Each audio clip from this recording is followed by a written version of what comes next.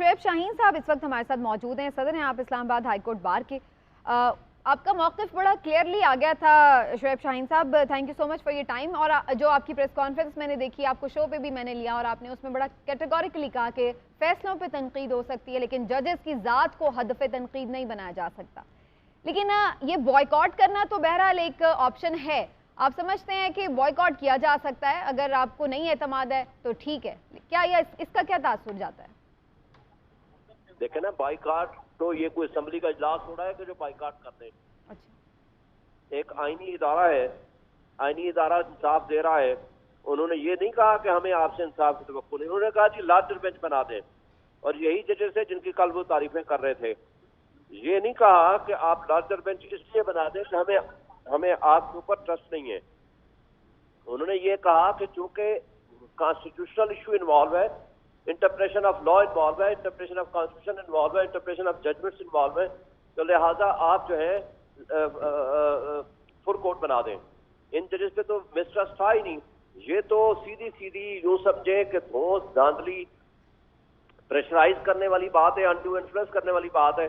अच्छा, वो बाइकाट किस बात का कर रहे हैं? आर्गूमेंट तो वो कल और परसों और वो सैटरडे को सारे इनके वकील मुकम्मल कर गए थे। इन्होंने जो कहना था वो कह गए थे, 2 दिन इन्हीं को सुना गया ना।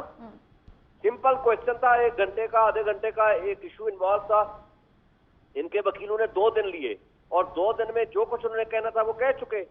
उसके बाद बाइकाट का क्या? ये कोई असम्बली का इजलास है जिसको आप बाइकाट कर रहे हैं? ये ना सिर्फ तौहीन अदालत है, गैर आईनी इकदाम है, गैर कानूनी इकदाम है, ये इदारों को मुतनाज़ा बनाने वाली बात है और ये बदनीयती पे मबनी है इनका ये फैसला। अच्छा शुएब शाहीन साहब, आपने उस दिन भी बड़ी तनकीद की थी जो प्रेस कॉन्फ्रेंस की गई थी, तो आप लोग बादिर नजर में ये जरा केस वेस से फ्री हो जाए तो आप लोग सोच रहे हैं कि कोई कंटेम्प्ट के लिए एप्लीकेशन दायर की जाए? देखिए, उसूली तौर पर तो ये कंटेम्प्ट का जो लॉ होता है ना, तो इन अदालत का, ये कंटेम्नर और अदालत के दरमियान होता है। अदालत चाहे तो उनके पास पूरी पावर्स है, वो कंटेम्प्ट ऑफ कोर्ट की प्रोसीडिंग्स इनिशिएट कर सकती हैं। लेकिन हाँ, अलबत्ता पहले ये इशू क्लोज हो जाए तो हम देखेंगे। अगर किसी के खिलाफ वाकई कोई जिसने कोई तौहीन की है तो हम सोच सकते हैं कि इस्लामाबाद हाईकोर्ट बार जो है उसके खिलाफ कंटेम्प्ट प्रोसीडिंग भी इनिशिएट करे। लेकिन एट प्रेजेंट हम मुतालबा करेंगे कि जमहूरी ताकतों को कि जमहूरी तर्ज अमल अडॉप्ट करें। एक वजीर आला जिसने 186 वोट लिया, आप कहते हो वो नहीं जीता, जिसने 179 लिए वो जीत गया। 20 सीटों पे इलेक्शन हुआ, जो पार्टी 15 सीटें जीत गई, आप कहते हो कि उसको अवाम का मैंडेट नहीं है। अवाम का मैंडेट उसको है जिसकी 4 सीटें आई हैं।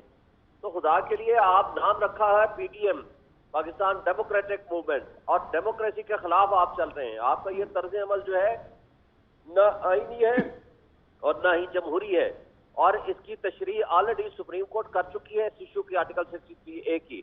और उसके अलावा आप देखेंगे कि यही जज साहबान थे जो कासिम सूरी वाले इशू पे, इन्हीं जज साहबान ने जब फैसला दिया तो यही पीडीएम या इत्तेहादी जमातें जो हैं ये उनकी तारीफ और तौसीफ के पुल बांध रहे थे।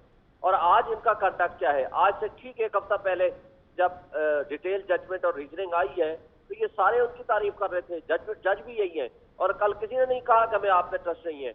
उन्होंने तो सिर्फ ये प्ली ली कि जी हम चाहते हैं कि फुल कोर्ट बना दे ताकि एक कॉन्स्टिट्यूशन तो मुतनाज़े बनाया गया है। लेकिन बहरहाल आपका अपना point. Thank you so much Shoaib Shaheen साहब, आप हमारे साथ मौजूद रहे। ताहिर मलिक साहब, काफ़ी तेज़ी से हैपनिंग्स हो रही हैं हमारे मुल्क में, लेकिन बाद में थोड़ी यहाँ से ही शुरू करूँगी कि क्या आपकी नज़र में बॉयकॉट करना एक अच्छा ऑप्शन है? इसका क्या तासुर जा रहा है कि हुकूमत अपनी ही सुप्रीम कोर्ट पर अदम एतमाद का इजहार कर दे?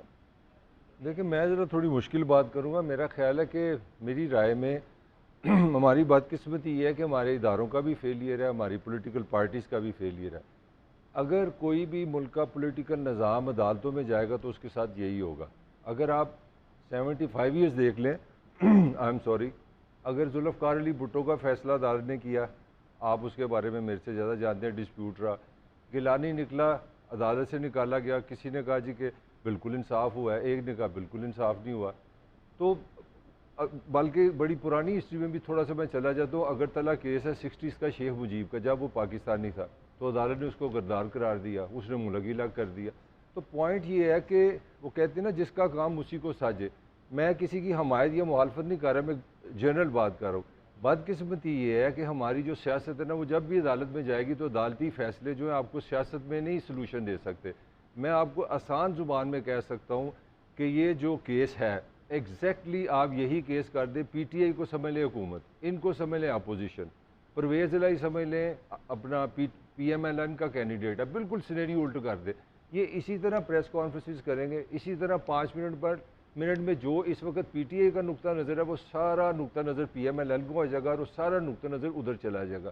तो मेरा ज़रा सवाल इससे ज़रा गहरा है, पाकिस्तानी सियासत के लिए मैं बात कर रहा हूँ। सवाल ये है कि क्या हमारे यहाँ वो सियासी मेचोरिटी आएगी जिससे हम अपने मामला सियासत में, और आपको पता होगा मैंने कई दफ़ा कोड किया है, लास्ट जो प्राइम मिनिस्टर इमरान खान था और उससे पीछे नवाज शरीफ जाते हैं, ये 2 MNAs हैं जो सबसे कम पार्लियामान में आए हैं। ये पाकिस्तान की तारीख का पार्लियामान का रिकॉर्ड है।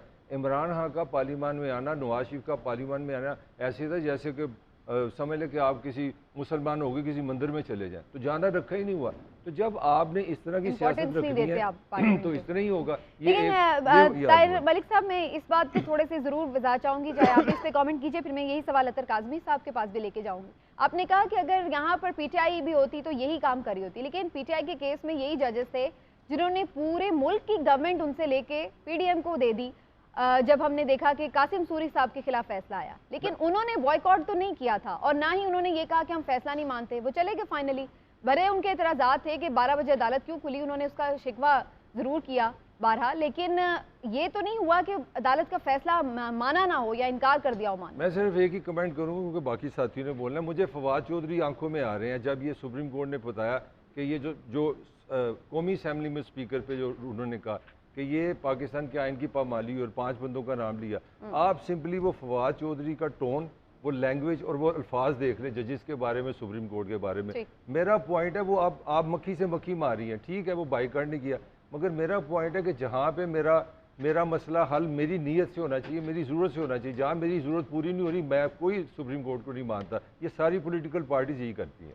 बिल्कुल ठीक है जी। ताई मलिक साहब, अक्सर लोग ये बात कह रहे थे कि पीएमएलएन ने तो अपना बयानिया सारा उठा के पीटीआई की झोली में डाल दिया, तो इस वक्त तो उनका सबसे बड़ा इशू ये था, ये जो हमने कैंपेन में भी देखा कि उनके पास कहने के लिए कोई नैरेटिव नहीं है, कुछ बताने के लिए नहीं था।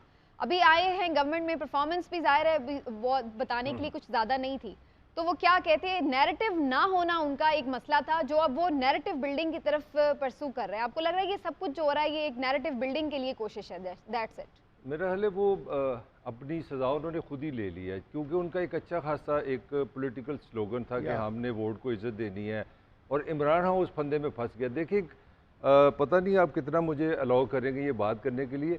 इस कल्चर में जिसका नाम पाकिस्तान है, लड़ाई ताकतवर से है। ये पॉलिटिकल पार्टीज़ नहीं है, जनरल स्टोर हैं छोटे छोटे, एक का नाम जरदारी जनरल स्टोर है, इमरान खान जनरल स्टोर है, नवाज शरीफ जनरल स्टोर है। ये अफराद हैं जो किसी से निगोशिएशन करके पावर लेते हैं। तो लड़ाई किसके साथ है? पावर के साथ है। कल 10,000 ब्रेकिंग न्यूज़ बड़े बड़े जो जर्नलिस्ट हैं उन्होंने इसी प्रोग्राम में दी है। तो पॉइंट क्या है कि अब इमरान खान ने सख्त पोजीशन ली, ये मेरी राय, आप डिसएग्री कर सकते हैं। आप देखो इसको रिवार्ड मिलना शुरू हो गया। पॉइंट क्या है, नवाज शरीफ को ये बात का गुस्सा आया कि भाई खिदमत हमने की, IMF का पैकेज हमने लोगों को सजा, जिसको ये मुश्किल फैसले कहते हैं, मेरी ज़िंदगी सब की जीवन इन्होंने कर दी। 100 रुपये का लीटर पेट्रोल हो गया। अब मेरी बीवी जिसका कोई ताल्लुक नहीं पॉलिटिक्स से, वो कह रही थी कि हूँ लग रहा है कि डॉलर एंज ही रहेगा। मतलब ये आपने हाल कर दिया है। जो बंदा घर में दूध दही के अपना बातें करता था, खाने पकाता था, उसका भी मसला डॉलर बन दिया।